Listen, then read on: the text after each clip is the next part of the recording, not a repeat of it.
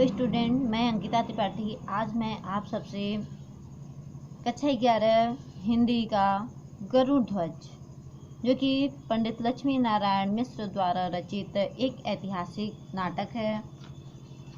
आपको हम बता दें कि यह नाटक शुंग वंश के शासक सेनापति विक्रमादित्य के शासनकाल और उनके महान व्यक्तित्व पर आधारित है। गरुड़ ध्वज नाटक का अगर कथानक की बात करें तो शुंग वंश के सेनापति विक्रमादित्य के काल से यह नाटक संबंधित है। इस नाटक में तत्कालीन समाज में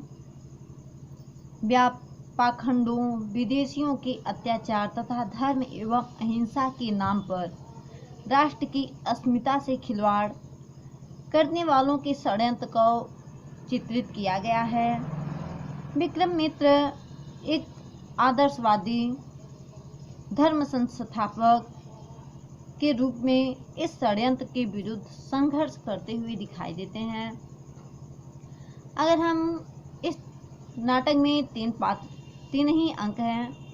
पहले अंक की हम बात करें तो पहले अंक में विक्रमादित्य के चरित्र, काशीराज का अनैतिक चरित्र तथा वासंती की असंतुलित मानसिक दशा को समाज में चित्रित किया गया है और साथ ही समाज में बौद्ध भिक्षुकों द्वारा किए जा रहे अनाचार का भी चित्रण किया गया है। और इसमें विदेशियों के आक्रमण और बौद्ध धर्मावलंबियों द्वारा राष्ट्र हित को त्याग कर उनकी धर्मावलंबियों द्वारा बौद्ध भिक्षुकों द्वारा किए जा रहे अनाचार का चित्रण किया गया है। विदेशियों को आक्रमण और बौद्ध धर्मावलंबियों द्वारा राष्ट्र हित को त्याग कर उनकी सहायता इसमें चित्रित की गई है।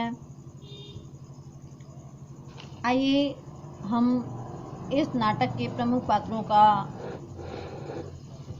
परिचय आपसे कराते हैं कि इसमें प्रमुख पात्र जो हैं, मुख्य पात्र यानी विक्रमादित्य है, जो कि इस नाटक का नायक है। वासंती इस नाटक की नायिका रहती हैं और मुख्य पात्र में कालिदास भी आते हैं। यह वह कालिदास नहीं है जिन्हें आप महाकवि कालिदास के नाम से जानते हैं। अगर इसके गौण पात्रों की हम बात करें तो इसमें कालकाचार्य, वासुदेव, कुमार, विषमशील, मलयवती, कौमुदी, कुमार कार्तिकेय, भीमराज, मानधाता आदि ऐसे गौण पात्र हैं। और हम आपको इस नाटक के उद्देश्य के बारे में भी बता देते हैं। उसके बाद हम आप लोगों से प्रथम अंक साझा करेंगे। इस नाटक का उद्देश्य है धार्मिक सहिष्णुता, राष्ट्र प्रेम, राष्ट्रीय एकता, नारी स्वाभिमान आदि। आइए हम इसके प्रथम अंक की बात करें तो पंडित लक्ष्मी नारायण मिश्र द्वारा रचित गरुड़ ध्वज नाटक के प्रथम अंक की कहानी विदिशा प्रांत से शुरू होती है। विदिशा एक राज्य रहता है। इस अंक का प्रारंभ कुछ प्रहरियों के वार्तालाप से शुरू होता है। किन प्रहरियों के? पुष्कर नामक और नागसेन नामक कुछ प्रहरियों के वार्तालाप से शुरू होता है।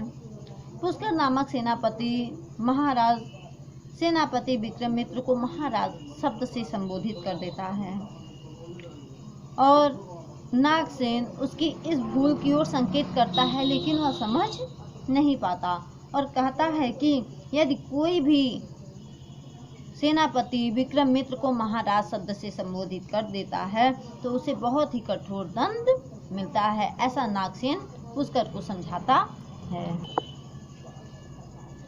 आइए हम आपको ये भी बता दें कि विदिशा शुंग वंशीय विक्रमादित्य की राजधानी है।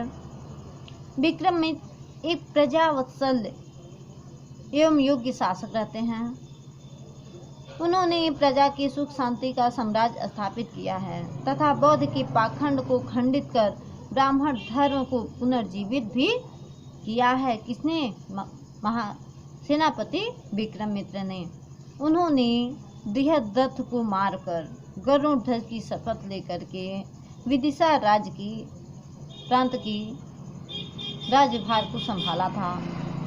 पुष्कर विक्रमित्र के पास जाकर अपना अपराध क्षमा कराना चाहता है, लेकिन उसी समय काशीराज की पुत्री वासंती और मलयराज की पुत्री मलयवती वहां प्रवेश करती हैं।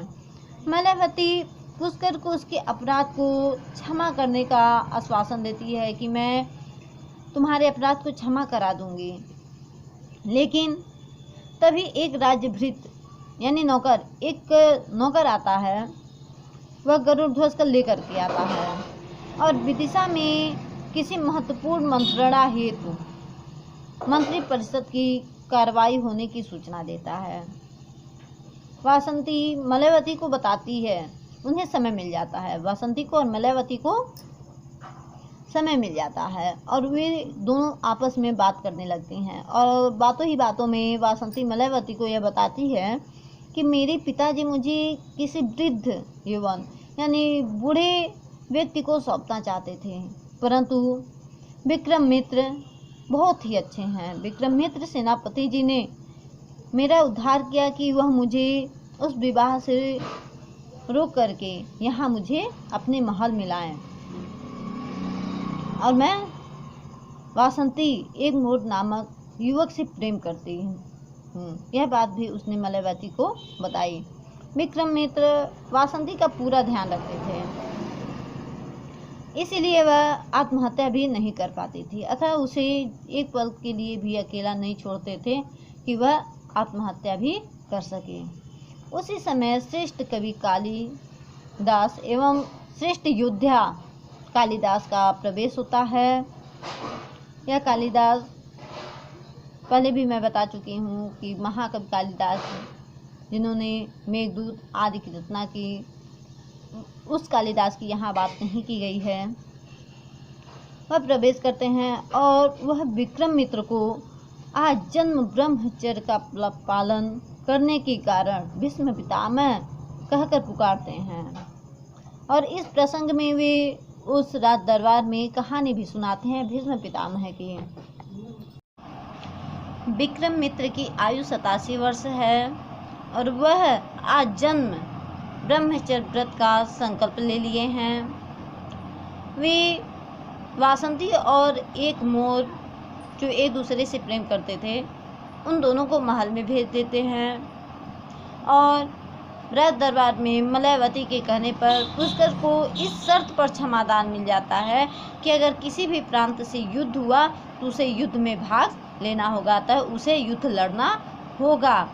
उसी समय साकेत से एक यवन श्रेष्ठी कन्या कौमुदी का अपहरण हो जाता है और यह अपहरण सेनानी देवभूति द्वारा किया जाता है। वह देवभूति कौमुदी का अपहरण करके उसे काशी लेकर चला जाता है। ऐसी सूचना विक्रमित्र के राज दरबार में एक राजभृत के द्वारा होती है और ऐसी सूचना पाकर विक्रमित्र तुरंत कालिदास को काशी पर आक्रमण करने के लिए भेज देते हैं।